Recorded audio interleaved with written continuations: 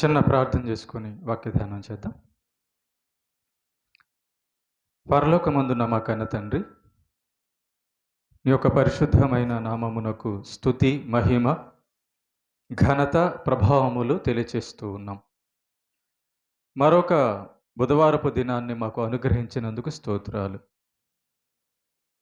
నీ పక్షాన నీవు నిలబెట్టుకున్న నీ దాసునైన నేను అల్పజ్ఞుడను, పాపిని, నిష్ప్రయోజకుడను. కేవలం నీ ప్రేమ, నీ కృపచేత నీవు నిలబెట్టావు. నేను ధ్యానింపబోచున్న మాటలు మేము నేర్చుకొనున్నట్లుగా, అర్థం చేసుకొనున్నట్లుగా మా మనోనేత్రములను బాగుగా నాయన తెరవండి. నీ పరిశుద్ధాత్మ చేత గ్రహించున్నట్లుగా సత్యములో నడిపించండి. అభ్యంతరపరచ చూచే సాతాను, దురాత్మ, చీకటి శక్తుల ప్రభావము నుండి తొలగించి నీ నామమునికి మహిమ, ఘనత, ప్రభావములు చెల్లించుకోమని క్రీస్తు యేసు ప్రభువు పేరిట ఈ ప్రార్థన మీకు సమర్పిస్తున్నాము తండ్రి. ఆమెన్.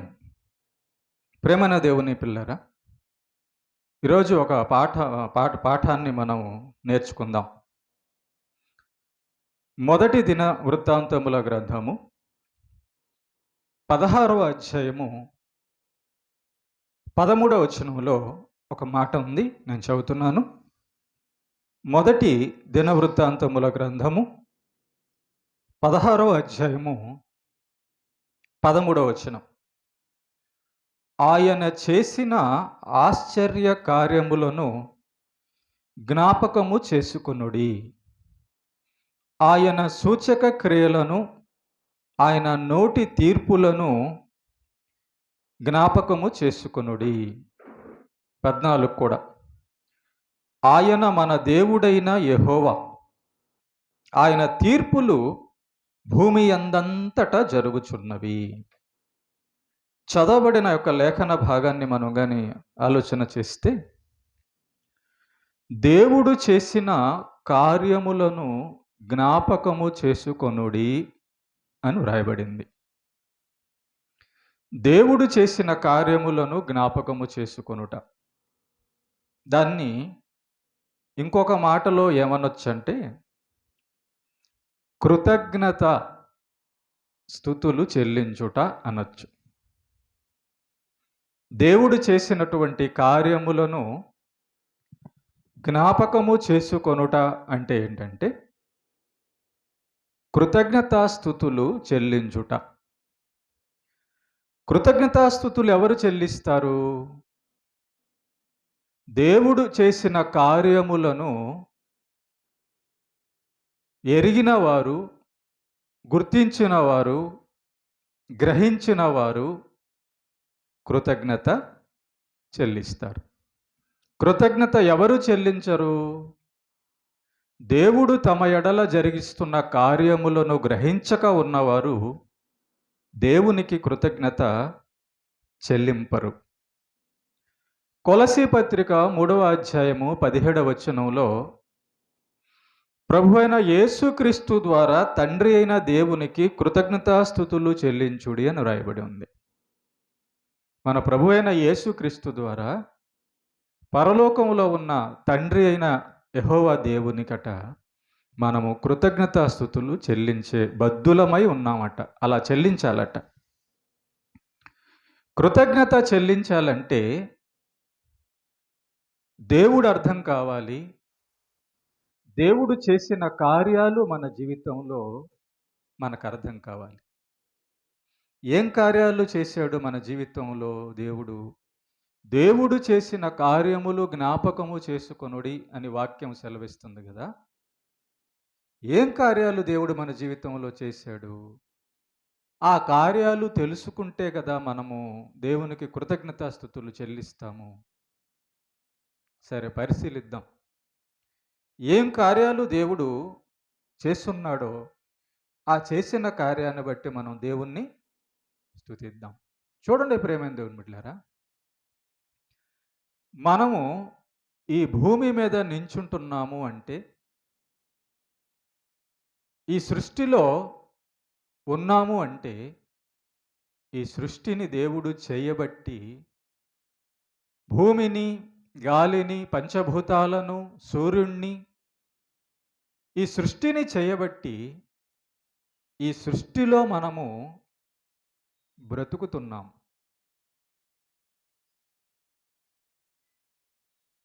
కనుక దేవుడు చేసినటువంటి ఈ సృష్టిని బట్టి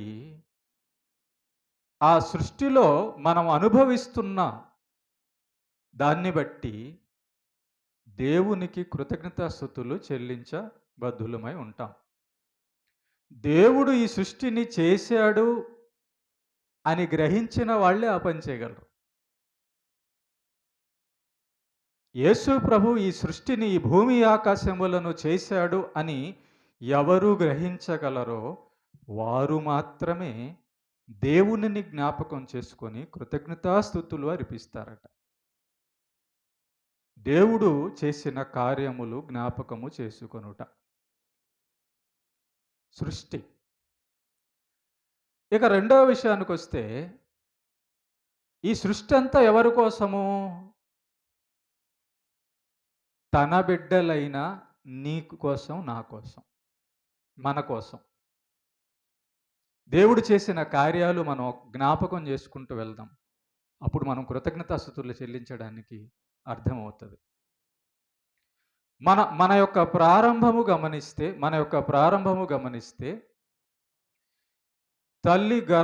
తండ్రి నుంచి తల్లి గర్భంలోకి వచ్చి ఒక చిన్న పిండంగా మొదలై అక్కడ మనకు తల, కాళ్ళు, చేతులు, అవయవాలు, నరాలు, మాంసము, ఎముకలు, ప్రతి అవయవము దేవుడు మనల్ని తల్లి గర్భంలో నిర్మిస్తున్నాడు.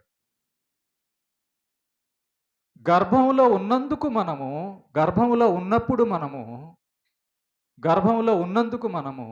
గర్భంలో మనల్ని తయారు చేసినందుకు దేవునికి కృతజ్ఞతాస్తుతులు చెల్లించాలి. ఎందుకంటే ఆ కార్యం చేశాడు ఆయన. తల్లి గర్భంలో రాలిపోయి ఉంటే చూడండి, కొంతమంది తల్లి గర్భంలో ఉండంగానే ఆకారాలు సరిగా ఉండవు, చనిపోయి బయటకు వస్తారు. మనం అలాగా లేము. అలా ఉండడానికి కారణాలు వేరే ఉన్నాయి, కానీ మనం అలాగ లేము. కనుక తల్లి గర్భంలో మనల్ని కాపాడిన కార్యము కొరకు దేవుణ్ణి స్తుతించాలి. మానవులు పుట్టాం కదా, శరీర కోరికలు ఉన్నాయి కదా, తినడం, తాగడం, చావు ఉంది కాబట్టి చనిపోవడం. ఇంతకు మించి మానవులు మిగతా వాటి మీద మనసు పెట్టేంత ఆలోచన కానీ, ధ్యాస, ఆసక్తి కానీ లేవు. అందుకే దేవుడు చాలామందికి అర్థం కాకుండా పోయాడు. చూడండి ప్రియమైన దేవుని బిడ్డలారా, తల్లి గర్భంలో మన శరీర నిర్మాణం ఒకసారి గమనించండి. అమ్మ చేయలేదు, నాన్న చేయలేదు. ఎంత జాగ్రత్తగా దేవుడు 9 నెలలు, 10 నెలలు చేశాడో, ఎంత జాగ్రత్తగా ఆ పిండంగా ఉన్నప్పుడు, ఆ బిడ్డగా ఉన్నప్పుడు, ఆ గర్భంలో మనల్ని కాపాడుకొని దేవుడు వచ్చాడు. కనుక తల్లి గర్భంలో కాపాడినందుకు దేవునికి కృతజ్ఞతాస్తుతులు చెల్లించాలి. తర్వాత పసిబిడ్డగా బయట వచ్చేసాం, తల్లి గర్భంలోంచి బయటకు వచ్చేసాము. బయటకు వచ్చి పెరిగే క్రమంలో, మనం ఎదిగే క్రమంలో చూడండి, నాకు తెలిసిన కొన్ని సంఘటనలు ఉన్నాయి. చిన్న బిడ్డలు నిప్పుల్లో పడిపోవడం, నీళ్ళల్లో పడిపోయి చనిపోయిన వాళ్ళని నేను చూస్తున్నాను. ఊపిరాడక. వినున్నారా? మీరు చూస్తున్నారా? చూసారా? అలాగా మనం లేము. మనం అలాగా లేము. ఇంకా కొంతమంది అయితే కనేసి ముళ్ళ పొదల్లో పడేస్తారు పసిబిడ్డలను, గర్భపిండాలను. పెళ్లి కాకముందే కని గర్భం తెచ్చుకొని పరువు పోతుందేమో అని చిదిమేసిన తల్లిదండ్రులు, లేక చిదిమేసినటువంటి వాళ్ళు ఉన్నారు సమాజంలో. మనం అలాగలేము.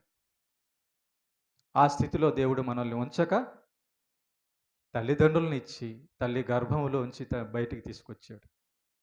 మనం పసిబిడ్డగా ఎదుగుతున్నప్పుడు ఏ ప్రమాదంలో, ఏ నీళ్ళల్లోనో, ఏ నిప్పులోనో, ఏ విష జంతువు పాము కాటేసి మనం చనిపోలేదు. కనుక పసిబిడ్డగా ఉన్నప్పుడు కాపాడిన దేవుడు. కొంతమంది బ్రిడ్జిల కింద ఉంటుంటారు. కొంతమంది అనాథాశ్రయాలలో ఉంటుంటారు. కొంతమంది ఎక్కడెక్కడ రోడ్ల మీద పెరుగుతూ ఉంటారు. దిక్కులేని వారిగా. అలా మనం కానందుకు దేవునికి కృతజ్ఞతాస్తుతులు చెల్లించాలి. సరే. ఇక అలా మన జన్మ ప్రారంభమైంది. ఎదుగుతూ ఉన్నాం. యవ్వనంలోకి వచ్చేసాం. యవ్వనంలోకి వచ్చిన తర్వాత కూడా యవ్వన ప్రాయంలో కూడా చేయరాని కార్యములన్నీ చేసి తమ జీవితాలను పాడు చేసుకొని ఆత్మహత్యలు చేసుకొని చనిపోయిన యవనస్తులు మన కళ్ళ ముందు ఎంతోమంది ఉన్నారు. ప్రేమని, పరువని, చదువుకోలేదని, ఫెయిల్ అయ్యానని, వాళ్ళు తిట్టారని, వీళ్ళు తిట్టారని, తగాదాల్లో, కొట్లాటల్లో, రకరకాల పరిస్థితుల్లో చనిపోయిన యవ్వనస్తులు మన ముందున్నారు. వారిలో మనల్ని పెట్టనందుకు దేవునికి కృతజ్ఞతాస్తుతులు చెల్లించాలి. ప్రేమైన దేవుని బిడ్డలారా, ఇక అక్కడి నుంచి మధ్య వయసులోకి వచ్చేస్తారు. మధ్య వయసులోకి చదువు కానీ, ఉద్యోగం కానీ, పని కానీ, తర్వాత ఒక స్త్రీని అయితే పురుషుడిని అయితే స్త్రీ పెళ్లి చేసుకొని కుటుంబాన్ని ఏర్పాటు చేసుకుంటారు. అలా కుటుంబ వ్యవస్థలో బతుకుతున్నప్పుడు మనల్ని దేవుడు కాపాడాడు. కుటుంబాన్ని ఇచ్చాడు దేవుడు మనకి. కుటుంబాన్ని ఇచ్చినందుకు దేవునికి మనం కృతజ్ఞతాస్తుతులు చెల్లించాలి. ఒక తండ్రిగా చేశాడు, ఒక తల్లిగా చేశాడు, ఒక భర్తగా చేశాడు, ఒక భార్యగా చేశాడు, పిల్లల్ని ఇచ్చాడు.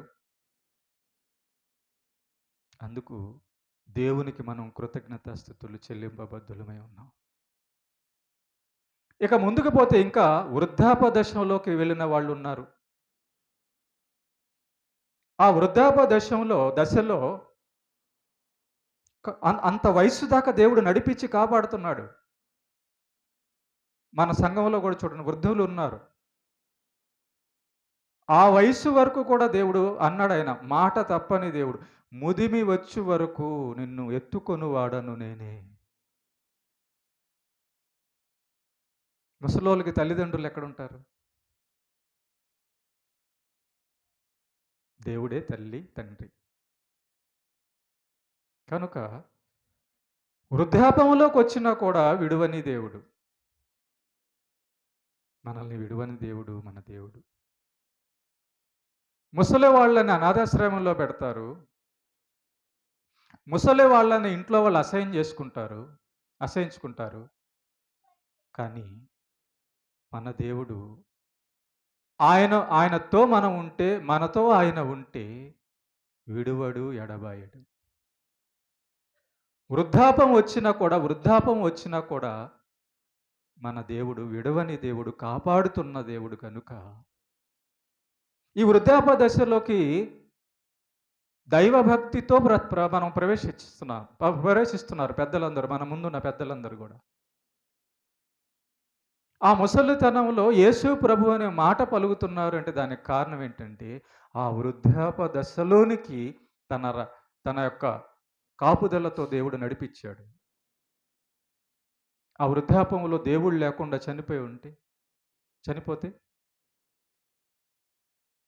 కనుక నెంబర్ 1,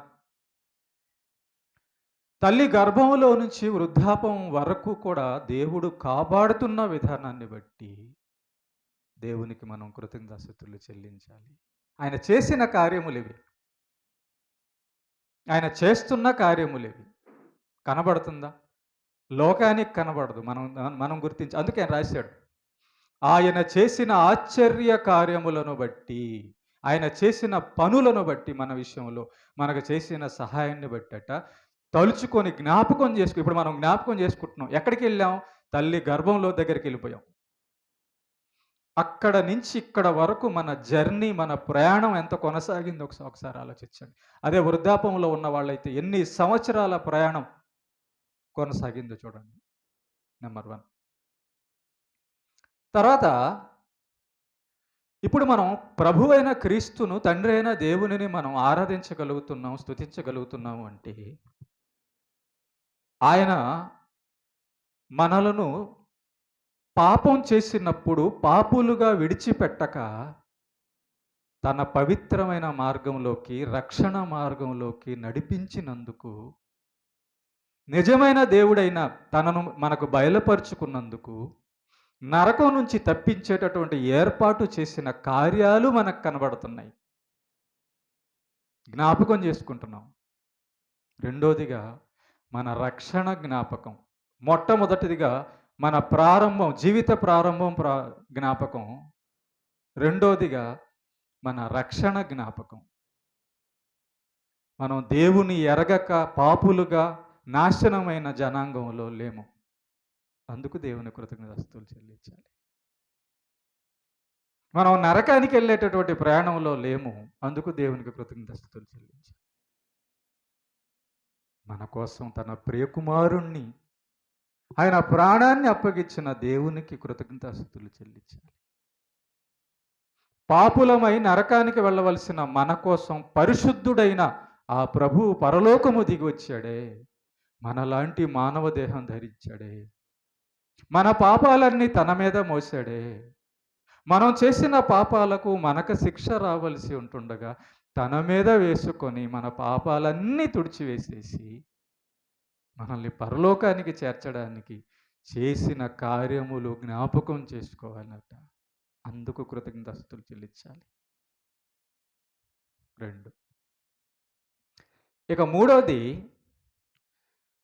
తల్లి గర్భంలో నుంచి ఈ రోజు వరకు మనం జీవిస్తున్నాము, ముందుకు వెళ్తున్నాము అంటే ఆయన మనకిచ్చిన ఈ భౌతిక శరీరానికి కావలసిన ఆహారము, ఆరోగ్యము, ధనము, గృహము, ఇచ్చిన వస్తువులు.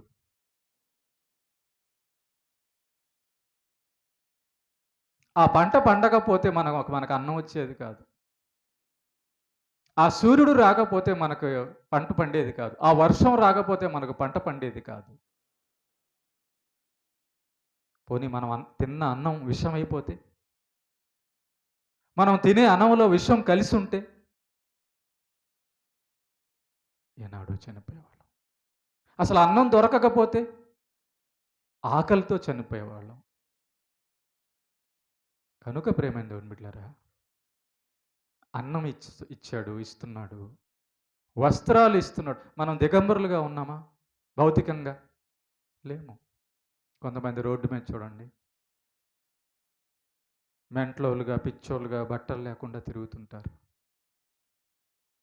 అలా మనల్ని చెయ్యనందుకు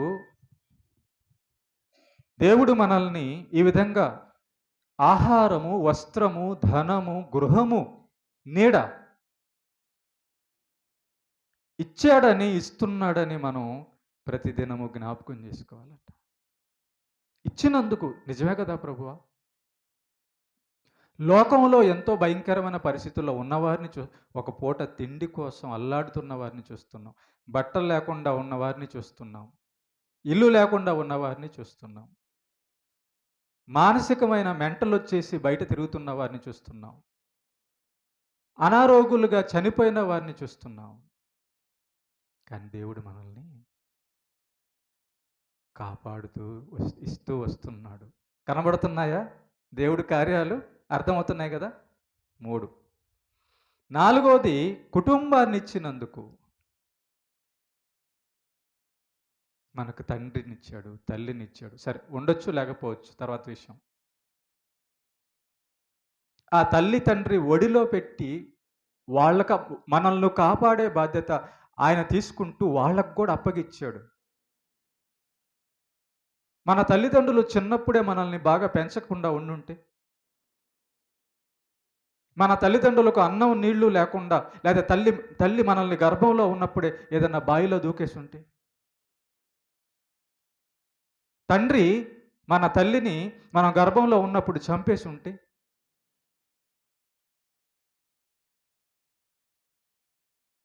మా భార్య చనిపోయింది. కానీ మా భార్య యొక్క చెల్లెలు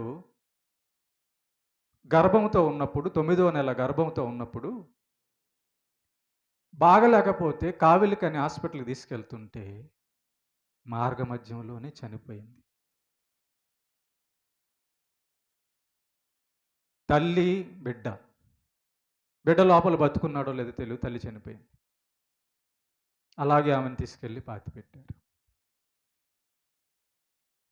జ్ఞాపకం చేసుకుంటే ప్రేమైన దేవుని బిడ్డలారా, మన జీవితాల్లో ఇలాంటి సంఘటనలు మన జీవితంలో కాకుండా దేవుడు మనల్ని కాపాడుతూ ఉన్నాడు. అందుకు కృతజ్ఞతాస్తుతులు చెల్లించుకో. కుటుంబాన్ని ఇచ్చాడు. భర్త, భార్య, తల్లిదండ్రులు, పిల్లలు, కుటుంబం. కుటుంబాన్ని ఇచ్చినందుకు మనం కృతజ్ఞతాస్తుతులు చెల్లించాలి దేవునికి. 4వదిగా. 5వది, మనం ఇన్ని రోజులు ప్రయాణించాము అంటే పని చేసుకున్నాం. పని చేయగలిగాం. పని చేయడానికి కావలసిన శక్తి మనకిచ్చాడు. కాళ్ళు చేతులు మనకిచ్చాడు. పనిచ్చాడు, జీవనోపాధి. అన్నం సంపాదించుకోవడానికి, డబ్బులు సంపాదించుకోవడానికి, బట్టలు సంపాదించుకోవడానికి, ఇల్లు కట్టుకోవడానికి దేవుడు మనకేం ఇచ్చాడు? పని ఇచ్చాడనమాట. ఆ పని వలన డబ్బు వలన ఆహారం మనం సంపాదించుకుంటున్నాం. ఒకవేళ నాకు తెలిసి పని చేస్తూ కరెంటు షాక్ తగిలిపోయిన చనిపోయిన వాళ్ళు ఉన్నారు. పని చేస్తూ పైన గోడ పడిపోయి చనిపోయిన వాళ్ళు ఉన్నారు. పనికని వెళ్ళి మొన్న ప్రమాదం జరిగింది తిరిగి వస్తూ వదినకి. పనికని వెళ్ళి తిరిగి వచ్చేటప్పుడు ప్రమాదం జరిగింది. పనికని వెళ్ళి తిరిగి రానోళ్ళు ఉన్నారు చాలామంది. ఒకసారి నేను చూశాను, బుధవారం ఆదివారం చర్చి అయిపోయి అప్పుడు ఒంగోలు నుంచి వచ్చేవాడిని కదా. వెళ్తూ ఉండగా నా ముందు ఇద్దరు బేల్దారి పని చేసుకునే వాళ్ళు క్యారేజీలు పెట్టుకొని వాళ్ళ పని అయిపోయినాక ముగించుకొని ఇంటికి వెళ్తున్నారు. ఇంక కొంచెం ఒక 2 కిలోమీటర్లలో వాళ్ళ ఊరు వచ్చేస్తుంది. ఇటుపక్క కుడిపక్క తిరగాల, రోడ్డు నేరుగా ఉంటుంది. నా ముందు ఆ బైకులో ఇద్దరు వెళ్తున్నారు, పని చేసుకొని కూలి వాళ్ళు వెళ్తున్నారు, ఇంటికి వెళ్తున్నారు. ఇంకో కరెక్ట్ ఒక 5-10 నిమిషాల్లో వాళ్ళ ఊరు చేరిపోతారు. ఈ లోపల నా వెనకాల నుంచి ఒక కారు వచ్చి వాళ్ళని గుద్దేసింది. స్పాట్లో ఇద్దరు చనిపోయారు. చూసారా? కనుక పని ఇచ్చాడు. పనిలో మనకు ప్రమాదం లేకుండా జరగకుండా కాపాడుతున్న దేవునికి కృతజ్ఞతాస్తుతులు చెల్లించాలి. పనిలోకి వెళ్ళి చనిపోయిన వాళ్ళు ఎంతమంది ఉన్నారు? పాము గరిసి ప్రమాదాలు పడి ఉన్నారమ్మా? ఉన్నారు. కనుక అలా పనిలో మా ఫ్రెండ్ ఒకడు ఉన్నాడు. కరెంటు పని చేస్తూ కరెంట్ వచ్చేసింది, రివర్సు సగభాగం కాలిపోయింది. మన ఊర్లో కూడా చూస్తున్నాం, కరెంటు పని చేస్తా కరెంటు షాక్ తగిలిన వాళ్ళు ఏమా. కనుక ప్రయాణంలో పనిలో మనల్ని కాపాడినందుకు దేవునికి, కాపాడుతున్నందుకు దేవునికి కృతజ్ఞతాస్తుతులు చెల్లించాలి. అది జ్ఞాపకం చేసుకుంటే నా బలం బట్టి, నా జ్ఞానాన్ని బట్టి వెళ్తున్నాను, బండి ఉంది కాబట్టి వెళ్తున్నానంటే మరి యాక్సిడెంట్ అయిన వాళ్ళ సంగతి? వాళ్ళకి బండి లేదా? వాళ్ళకి బలం లేదా? జ్ఞాపకం. ఏం జ్ఞాపకం? దేవుడు మనల్ని కాపాడుతున్న జ్ఞాపకం చేసుకుంటే కృతజ్ఞత చెల్లించవచ్చు. తర్వాత 6వది, మనల్ని రక్షించి సంఘంలో విశ్వాసులతో ఆరాధించే భాగ్యం. పరలోకానికి వెళ్ళేటటువంటి పరిశుద్ధుల విశ్వాసులతో మనల్ని పాలివారు చేసినందుకు దేవునికి కృతజ్ఞతాస్తుతులు చెల్లించాలి. కొంతమంది మంచి భక్తులు ఉంటారు, కొంతమంది మంచి సేవకులు ఉంటారు. అందరు కాదు, కొంతమంది చెడ్డోళ్ళు ఉన్నారు. వాళ్ళ విషయం నేను మాట్లాడడం లేదు. మంచి భక్తులు, మంచి విశ్వాసులు మన ముందు మనల్ని నడిపించారు. వాళ్ళ భక్తి, వాళ్ళ విశ్వాసము మనం చూస్తూ ఉన్నాం.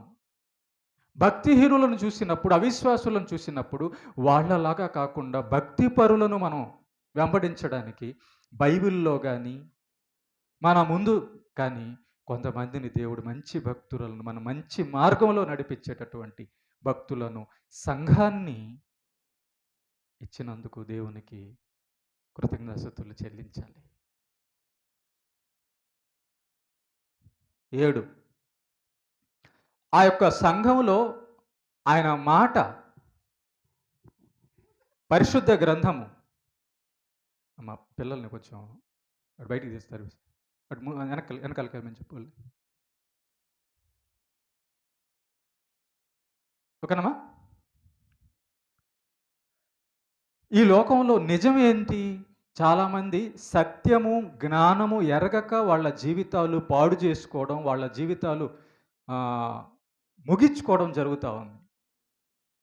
వాళ్ళ జీవితాలలో మనశ్శాంతి అనేది లేకుండా, వాళ్ళ జీవితాలలో ఆనందం అనేది లేకుండా పోవడానికి కారణము ఈ యొక్క పరిశుద్ధ గ్రంథము తెలియకపోవడమే, అర్థం కాకపోవడమే. సత్యం. ఈ జీవితం తర్వాత ఏముంది? మరణం తర్వాత ఏముంది? ఈ జీవితానికి ఆధారం ఎవరు? నా సృష్టికర్త ఎవరు? నా కొరకు ఏ ఏ కార్యాలు జరిగాయి? నేనేం చెయ్యాలి? మరణం తర్వాత నేను ఎక్కడ ఉండబోవాలి? ఈ సత్యం అంతా ఆ తండ్రి గురించి, మన ప్రభు అయిన క్రీస్తు గురించి, మన జీవితం ఎలా నడిస్తే మనకు మేలు మనశ్శాంతి అనే సత్యము వాక్యం ద్వారా, వాక్యం ఇచ్చి దేవుడు మనల్ని కాపాడుకుంటూ వస్తున్నాడు. మన చేతుల్లోకి బైబిల్ పెట్టాడే, మన చేతుల్లో సత్యం పెట్టాడు. ఆధారం, మనం ఆధారపడడానికి. ఏదైనా కష్టం వచ్చిన వాక్యంలోకి వెళ్తాం, ఏదైనా సమస్య వచ్చిన వాక్యంలోకి వెళ్తాం, నేర్చుకోవడానికి వాక్యంలోకి వెళ్తాం, ఆదరణ పొందడానికి సమస్తము వాక్యంలో ఉంది. దేవుడు వాక్యం ద్వారా మనతో మాట్లాడుతూ ఉంటాడు. కనుక ఇంత గొప్ప వాక్యాన్ని ఇచ్చిన దేవుడు చేసిన ఆ కార్యమునకు కృతజ్ఞతాస్తుతులు చెల్లించకుండా ఎలా ఉండగలం? జ్ఞాపకం చేసుకుంటే అర్థమైతే మన చేతుల్లో ఉన్న ఈ బైబిల్ యొక్క విలువ, మన చేతుల్లో ఉన్న బైబిల్లో ఉన్న సంగతులు, ఆహా, వాటిని కలిగిన జనులు ధన్యులు కదా, వాటిని అర్థం చేసుకున్న వాళ్ళు ధన్యులు కదా, వాటిలో ఉన్నది పాటిస్తున్న జనులు ధన్యులు కదా. వారి జీవితం గందరగోళంలో పడదు. కారణము వాక్యం అనే దిక్సూచి, భౌతికమైన ఆధారము కనబడుతూ ఉంది. అలాగే ప్రేమైన దేవుని బిడ్డలారా, ఆ వాక్యములో ఉన్నటువంటి ప్రభువు మాటలు, ప్రభువు పరిశుద్ధాత్మ, భక్తుల జీవితాలు, వీటినంతటినీ మనకు అందించినందుకు దాని ద్వారా మనం ఆదరణ పొందుతూ ఉన్నాం. పరిశుద్ధాత్మ ద్వారా బలపరచబడుతున్నాం. కుంగిన వేళల్లో నేనున్నాను బిడ్డ, నువ్వు బాధపడబాకు, నేను నీకు తోడే ఉన్నాననే దేవుని యొక్క ఆదరణ వాక్యం, పరిశుద్ధాత్మ మనల్ని నడిపిస్తూ ఉంది. ప్రార్థన జీవితం. ఏదైనా కష్టం వచ్చినప్పుడు ఎవరికి చెప్పుకోవాలంటే దేవునికి చెప్పుకోవాలనే ప్రార్థన అందించినందుకు, ఈ లోకంలో కులం అని, పేదరికం అని, పనికిరాని వారని, అజ్ఞానులని, వెర్రివాళ్ళని ఈ లోకం వెలివేస్తుంది, ఒంటరి చేస్తుంది. అప్పుడు ఎవరి దగ్గరికి వెళ్ళాలి? ప్రార్థనలో వాక్యం దేవుడి దగ్గరికి వెళ్ళాలి. ఆ దారి మనకు చూపించినందుకు, ఆ వాక్యం మనకు చూపించినందుకు దేవునికి కృతజ్ఞతాస్తుతులు చెల్లించాలి. ఏమా? తర్వాత ఇచ్చినటువంటి యొక్క వాక్యాన్ని, దేవుడిచ్చినటువంటి యొక్క వాక్యాన్ని పాటించడానికి, చూడడానికి కళ్ళు, వినడానికి చెవులు, ఆయన పనులు, నీతి క్రియలు చేసే గొప్ప భాగ్యం ఇచ్చినందుకు కృతజ్ఞతాస్తుతులు చెల్లించాలి. పరిశుద్ధ గ్రంథం అంతా నీతి వాక్యాలు.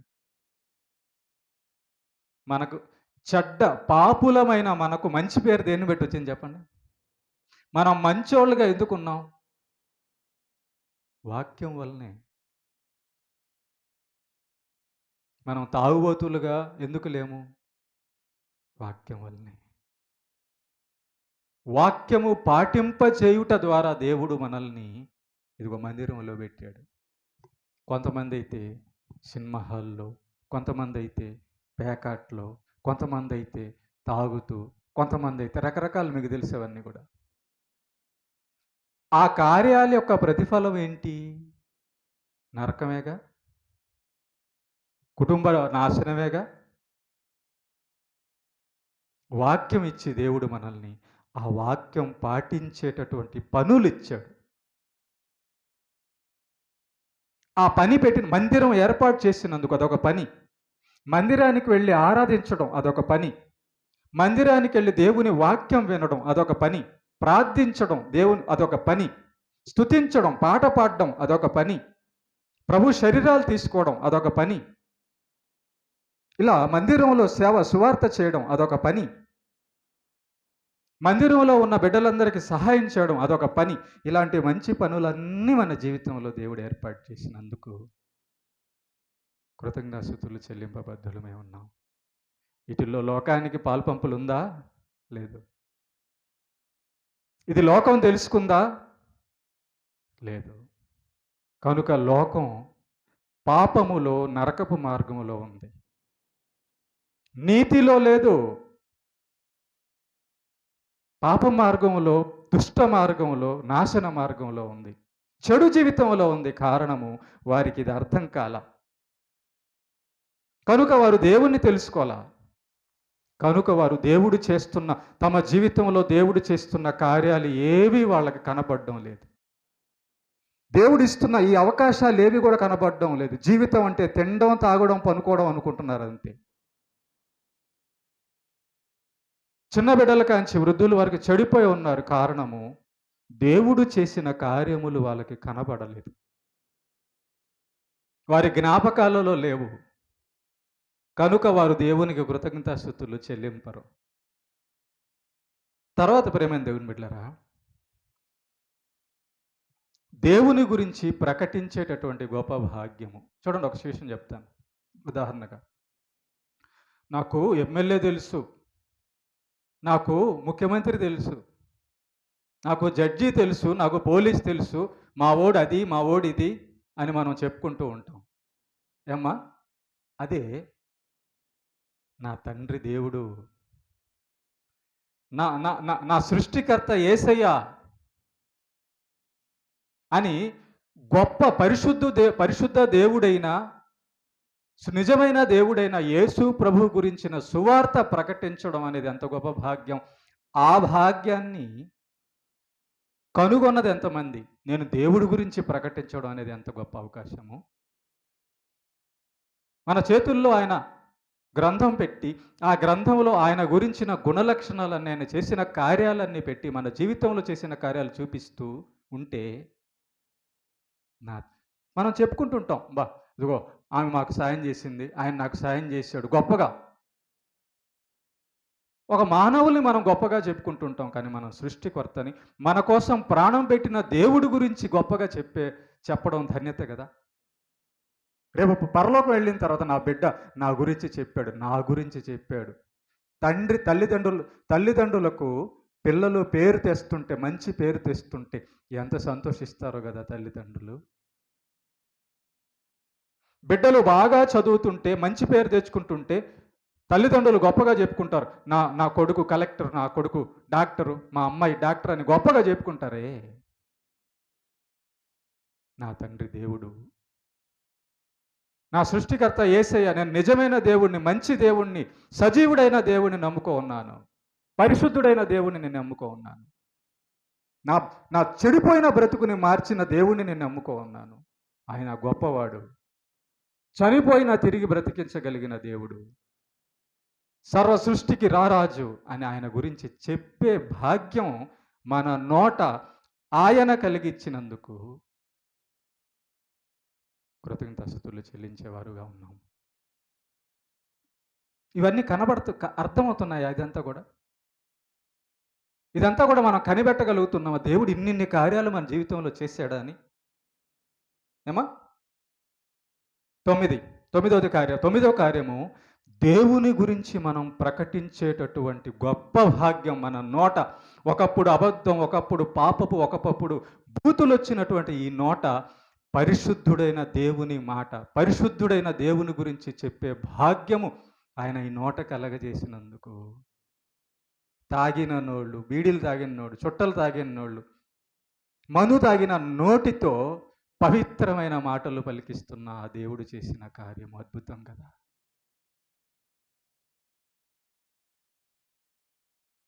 ప్రేమన్న దేవుని బిడ్డలారా, పదవదిగా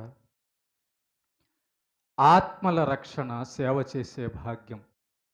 అంటే మన ఎదుట దేవుడి గురించి తెలియక, జీవితంలో ఏం అర్థం కాక, కంగారు పడుతూ, ఆందోళన పడుతూ, ఏమవుతుందో అర్థం కాని వారికి, అమ్మా ఇది సత్యం, ఈయన్ని నమ్ముకోండి, ప్రభు అయిన యేసుక్రీస్తుని నమ్ముకోండి, మీ జీవితం బాగుంటుంది, తర్వాత భూమి మీద బాగుంటుంది, తర్వాత కూడా బాగుంటుంది. భూమి మీద శ్రమలు వచ్చినా, కష్టాలు వచ్చినా కూడా మంచి జీవితానికి వెళ్ళిపోతాం, పరలోకానికి అని ఆత్మలను రక్షించే పని మన మీద పెట్టాడు, మనకిచ్చాడే. అదేం చిన్న పనా? ఒక డాక్టర్ కూడా చేయలేని పని ఆత్మల రక్షణ. ఒక జడ్జి చేయలేని పని ఆత్మరక్షణ. ఒక ప్రధానమంత్రి చేయలేని పని ఆత్మరక్షణ. సేవ చేసే భాగ్యం, పేదలకు సేవ చేసే భాగ్యము, చెడిపోయిన జీవితాలను మంచి జీవితానికి నడిపించే భాగ్యము, దేవుడిచ్చిన సేవా భాగ్యం మన చేతుల్లో ఉందిగా. మనం చేయాలనుకుంటే చేయొచ్చుగా. దీన్ని గుర్తించాలిగా, ఇది జ్ఞాపకం చేసుకోవాలిగా. నాకు ఈ దేవుడు అవకాశం ఇచ్చాడుగా. మన మనస్సు ఎక్కడెక్కడో ఉంటే చేయలేం కదా, కనుక్కోలేం కదా. ఏమా పదోదిగా ఆత్మల రక్షణ, ఎదుటి వారికి ఆదరణ ఇచ్చే విధంగా మనల్ని దేవుడు నిలబెట్టాడు. బాధతో వచ్చిన వాళ్ళకి బాధపడకమ్మా, ప్రభు ఉన్నాడు, యేసయ్య ఉన్నాడు. ఈ లోకంలో నీతిగా బతికితే కొంచెం కష్టం రావచ్చు, కానీ ఆ కష్టానికి ప్రతిఫలమైన జీవితం ఒకటి ఉంది పరలోకంలో దేవుడితో శాశ్వతం అని చెప్పి అనేకులను మంచి మార్గంలోకి ఆదరించి, చనిపోవాలనుకున్న వాళ్ళని బతికించి, ఆ ఆత్మల సేవ బట్టి దేవుని కృతజ్ఞతాస్తుతులు చెల్లింపబద్దులమై ఉన్నాం. మీలో ఎంతోమంది బాగలేదని వస్తారు, నైట్ పూట ఫోన్ చేస్తుంటారు. చనిపోయే స్థితిలో ఉండి ఇక్కడికి వచ్చి ప్రార్థన ద్వారా బతికిన వాళ్ళు ఉన్నారు. కారణము దేవుడు చేసిన కార్యాలే. కనుక ఇది జ్ఞాపకం చేసుకోండి ఒకసారి. నేను ఒకప్పుడు చచ్చిపోవాల్సిన వాడిని మందిరానికి వచ్చి బతికాను, దేవుడి దగ్గరకు వచ్చి బతికాను. కారణము దేవుడు చేసిన కార్యాలే. చివరిదిగా 11దిగా, చాలా ఉన్నాయి, రెండో భాగంలో చెప్తాను ఎప్పుడన్నా. పరలోకం ఇవ్వబోతున్నందుకు. ఇక్కడ మనం కష్టం వచ్చినా, నష్టం వచ్చినా, ఓడిపోయినా, రోగం వచ్చినా, ఏం వచ్చినా కూడా మనకేం నష్టం లేదు. కారణం ఏంటంటే, కళ్ళు మూసిన తర్వాత మన తండ్రి ఈ భూమి మీద తనను నమ్ముకున్నందుకు, తను చెప్పిన జీవితాన్ని కష్టమైన నష్టమైన ఓర్చుకొని పాటించినందుకు ఇవ్వబోయే జీవితం ఉందే పరలోకంలో. ఆహా, ఏం జీవితం అది! ఆ పరలోకములో మనం పొందబోయే ఆ భాగ్యం, ఆ పరిశుద్ధులతో, ఆ పరిశుద్ధుడైన దేవుని ఎదుట, మన ప్రభు అయిన యేసుక్రీస్తు ఎదుట మనం యుగాలు నివసిస్తూ ఆనందంతో ఉండబోయే ఆ భాగ్యం. ఇదంతా జ్ఞాపకం చేసుకుంటే ఆ రాత్రి లేని ఆ పరలోకము, ఆ బంగారపు వీధుల లోకము, ఆ మరణం లేని లోకము, ఆ కష్టాలు లేని లోకము, ఆ రోగాలు లేని లోకము, ఆ నీతిమంతులు మాత్రమే ఉండే లోకంలో దేవుడు మనల్ని తీసుకొని పెట్టినప్పుడు, ఆహా, ఆ గేటు దాటుతుంటేనే ఎలాగ ఉంటుందో కదా. ఆ గేటును చూడంగానే, ఆ యేసయ్యను చూడంగానే ఎలాగో ఉంటుందో కదా మనకి. యేసన్న గారు పాట కూడా రాశాడు, మంచి పాట, ఆనందమే పరమానందమే పాట ఒకటి ఉంటుంది, బాగుంటుంది. ఇవి మనల్ని, దేవుని యొక్క కార్యాలు మనల్ని ఆదరిస్తాయమ్మా. మనం లోకంలో కుంగిపోకుండా, లోకంలో నాశనం అవ్వకుండా ఉండాలంటే ఇదిగో దేవుణ్ణి జ్ఞాపకం చేసుకోవాలి. దేవుడు మనకు చేసిన కార్యాలన్నీ తల్లి గర్భంలో నుంచి పరలోకం తీసుకెళ్లే వరకు, ఈరోజు వరకు కూడా చూడండి ఎన్ని పనులు చేశాడో ఆయన. ఒకసారి ఆలోచించు. నువ్వు ఈరోజు బతుకున్నావు అంటే నిన్ను ఎవరు కాపాడితే బతుకున్నావు ఒకసారి ఆ కాపాడే దేవుడు నిన్ను విడిచిపెట్టేస్తాడా? చెడ్డోడా ఆయన? కాదు కదా. మనకి సాతాను ఏం చేస్తున్నాడంటే, సాతాను మాటలు వింటున్నాం మనం. భక్తిహీనుల మాటలు వింటున్నాం. నువ్వేం దేవుడు, యేసయ్య అంటున్నావు నీకేం బాగలేదు, యేసయ్య అంటున్నావు నీ కుటుంబం బాగలేదని కుంగదీసే మాటలు మనం వింటున్నాం. ఆ కుంగదీసే వాళ్ళకు నువ్వు చెప్పాల్సింది ఏంటంటే, నీ కష్టపడకుండా జీతం ఎవడు ఇస్తాడు రా వెధవా? చదువు రాకుండా ఉద్యోగం ఎట్లా వస్తుంది? కలెక్టర్ ఎట్లా అవుతాడు? ఈ లోకంలో నీతిగా బతికితే, దేవుడు చెప్పినట్టుగా బతికితేనే కదా మనకు సుఖం పరలోకం అని చెప్పాలి. మంచి జీవితం జీవిస్తేనే కదా పరలోకం, ఆ పరలోకం అని చెప్పాలి. మనల్ని కుంగదీసే సాతాను వస్తాడు. సాతాను మాటలు వినకూడదు. ఇలా దేవునిని బట్టి మనం ధైర్యం తెచ్చుకోవాలి. దేవుని మాటలు బట్టి మనం నిలబడగలిగితే రోగమైనా, మరణమైనా, పేదరికమైనా, ఒంటరితనమైనా ఏది నిన్నేం చేయగలదు? నువ్వేం చేస్తున్నావంటే, ఎక్కడ బాధపడుతున్నావంటే ఆ కుంగదీసే సాతాను మాటలు. మరి దేవుడి మాట, నా కృప నీకు చాలు బిడ్డ అన్న మాట నీవు ఎందుకు జ్ఞాపకం చేసుకోవు? నేనున్నానమ్మా, నేనున్నానయ్యా అనే ప్రభువు మాటలు నువ్వు ఎందుకు పట్టుకోవడం లేదంటే, అదిగో ఆ సాతాను మాటలు పట్టుకున్నప్పుడు నాకేమైపోద్దో ఏమైపోద్దో ఏమైపోద్దో ఏమవుతుంది? భక్తిగా ఉంటే పరలోకం వెళ్తావు. చనిపోతే ఏమవుతుంది? పౌలు చనిపోయాడా? అబ్రహాం చనిపోయాడా? ఇస్సాకు చనిపోయాడా? యాకోబు చనిపోయాడా? లాజర్ చనిపోయాడా? పేతురు చనిపోయాడా? ఎక్కడున్నారు వీళ్ళంతా? మరి ఏంటి భయం నీకు? భయం ఎక్కడో తెలుసా? బైబిల్లో ఒక మాట ఉంటుంది, నీతిమంతులు సింహము వలె ధైర్యముగా ఉండురు అని ఉంటుంది. సింహాలు భయపడతాయా? సింహాలు భయపడతాయా? నీతిగా ఉన్నవాడికి దేవుని యొక్క మాటను బట్టి ధైర్యం ఎల్లప్పుడూ ఉంటుంది. మనం నీతిలో లేనప్పుడు, వాక్యం నమ్మనప్పుడు సాతాను మాటను బట్టి మనం భయపడుతుంటాం. నువ్వు నమ్మగలిగితే దేవుడు నీ కోసం తీసిపెట్టిన ఆ పరలోకాన్ని నువ్వు నమ్మగలిగితే ఇంకేంటి బాధ నీకు?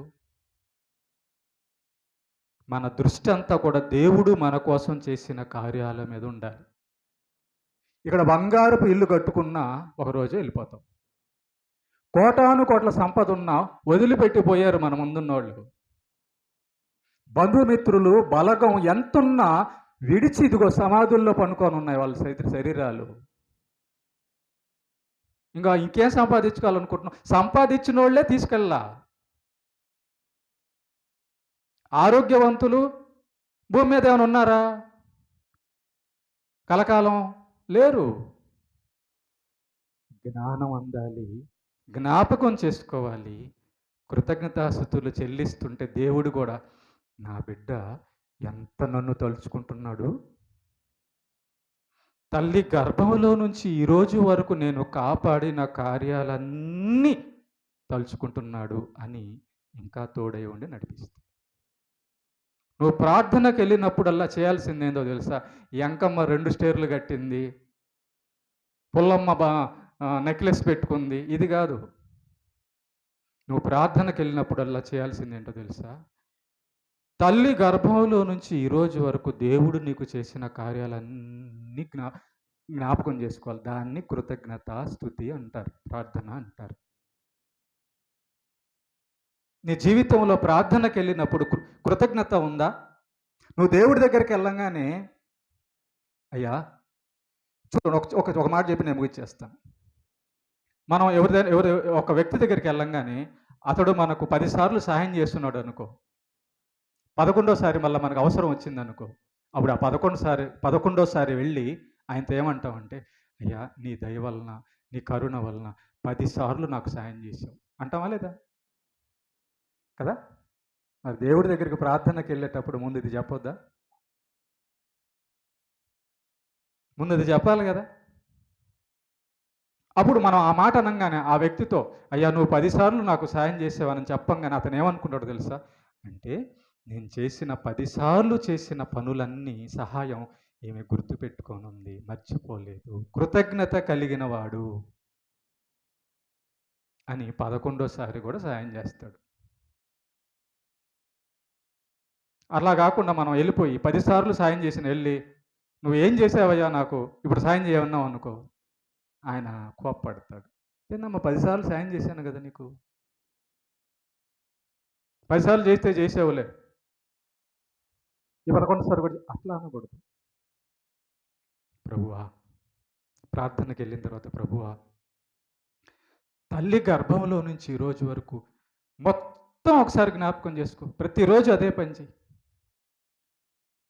అప్పుడు ఆయన కరుణ, ఆయన ఇచ్చే సమాధానం, ఆయన కృప మనకు తోడై ఉండి నడిపిస్తుంది. దీన్ని కోరుకోండి, దీన్ని సంపాదించుకుందాం. ఏమా? కృతజ్ఞత చెల్లించుట. దేన్ని బట్టి? దేవుడు చేసిన కార్యాలన్నీ జ్ఞాపకం చేసుకొని కృతజ్ఞత చెల్లించాలి. ఇలా చేయండి, మీ జీవితం ఎలా ఉంటుందో చూడండి ఒకసారి. ప్రార్థనకు మోకరించినప్పుడల్లా ఇలా చేయండి. దేవుడు ఎంత సంతోషపడి మీకు సాయం చేస్తాడు. ముందు ఆయన చేసిన సహాయం అంతా ఆయన దగ్గర పెట్టండి. ఆయన చేసిందంతా ఆయన దగ్గర పెట్టి స్తుతించి, పొగిడి, ఘనపరిచి, ప్రభువా నాకు కొంచెం ఆరోగ్యం బాగాలేదు, అంతేనా కానీ అంటాడు. అంతే. పని చేయించుకునే మార్గం ఇది మరి, అంతే కదా. బాగా పొగిడి, ఆయన్ని పొగిడి ఇంకొంచెం అంటే అంతేనా కానీ అంటాడు. అంతే. అదే అన్నమాట పని చేయించుకునే విధానం దేవుడి దగ్గర. నిజంగా బతకాలి, యథార్థంగా బతకాలి. ఓకేనా? అర్థమైందా? దేవునికి మహిమ కలుగునుగా. రెండో భాగం తర్వాత చెప్తాను.